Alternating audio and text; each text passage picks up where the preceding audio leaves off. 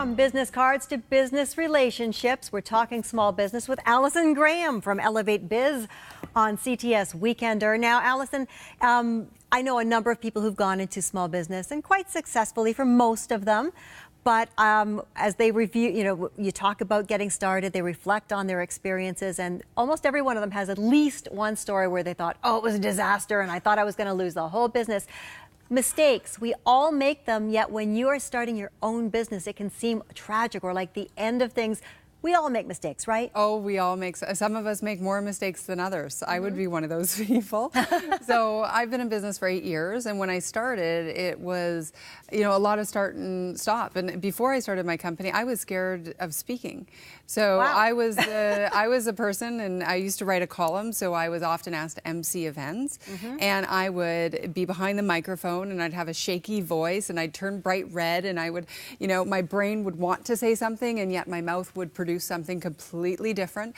And, just so many times I made such a, just didn't do a great job. But it's all those times when you learn from it. That's the key. So everybody accepts that you can mess up. And I did, financial things where I hired people that I wasn't ready to hire. And then you learn, right? And right. I think the harder the lesson, the least chance you'll make it twice, which is good. But now, when you do have a blunder, yes. And it's going to happen, I guess we all have to accept that right at the outset, it's going to happen. Does the wise person learn from it, ignore it, and move on, or does the wise person spin it and put it out there? Absolutely. So it depends on the situation. So let's imagine when I very first started getting involved, and one of my very first events I was going to, I was so nervous, and I was, and I write about the story in the book. So I was supposed to meet these 4 people who were going to be so influential in exactly what I had to do at that point in my life. And I was at the top of the stairs, and I was wearing these little cute sandals, and I got halfway down the stairs as these 4 men are looking up at me, and I just lost my grip, and I went, oh no, all the way down the stairs. And as my ankle was like swelling and bleeding and the whole kit and caboodle, I jumped up on one leg and I said, hi, I'm Allison Graham. I'm supposed to meet you. And we all started laughing. And the one guy was like, Burnett, get the girl some ice. And they became friends, and we got involved at that time in that project together. So memorable. Totally memorable. But it was about the attitude about how you recover. So that's just a little something, but had I have been embarrassed and cried and done what I've seen other women do before, you could not make such a great impression. So whether it's a personal error, what if it is a professional blunder? Nothing that's going to signal to someone that you're absolutely incompetent at what you're doing, but you can make a professional error. How do you turn that around in your advantage? Well, I think in that case, you need to actually look at it head on and admit your mistake and make the appropriate phone calls to set it right. Damage control. Damage control. And sometimes if it's in the media and it's more public, then it's a different strategy. And maybe you need to hire a PR firm. So you have to look at how much damage could this potentially do, and then take appropriate actions. But if you said something wrong at the wrong moment, most people understand that, and a phone call with an apology is usually enough. Yeah. Unfortunately, those things tend to live on YouTube these days. Oh my goodness. I wouldn't want to be building my world on YouTube right now. I feel bad for those young professionals, in their 20s. That's all they know. So. Well, and yeah, a lot of these events, though, are being videotaped and filmed. And I guess that's a lot of pressure for someone who's heading out and trying to make the right impression.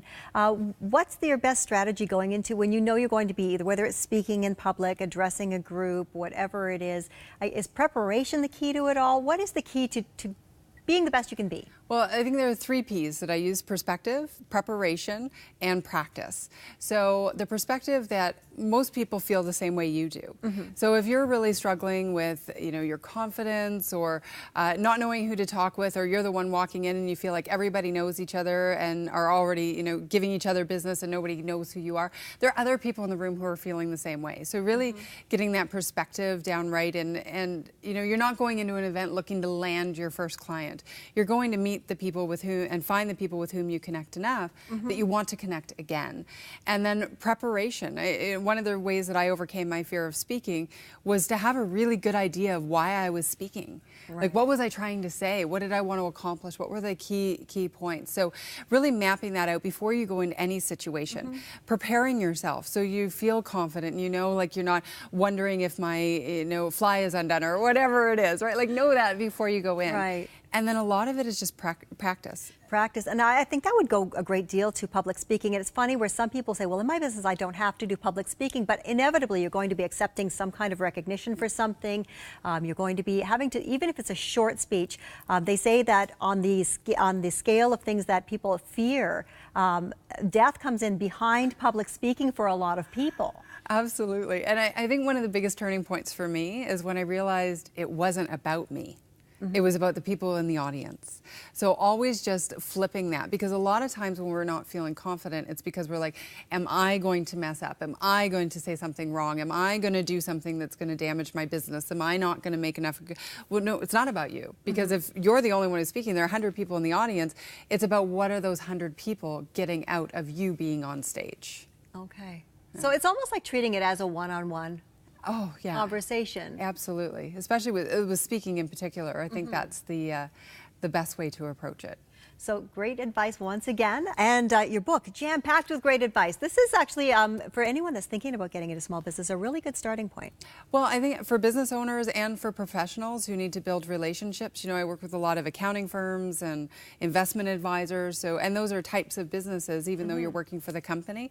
But anybody who needs to go to an event, build their reputation, or maybe they're just thinking about they want to do something more with their lives and be happier, and it's amazing how when you connect with the right people and enough people around you and network, how much happier your life can be. That's true. Some very valuable advice in here, and they can learn more about the book and about you on your website. Absolutely, elevatebiz.com. Check it out. Thanks for joining me today, Allison. Great having you here. Thanks. And we'll be back with more coming up on CTS Weekender in just a moment.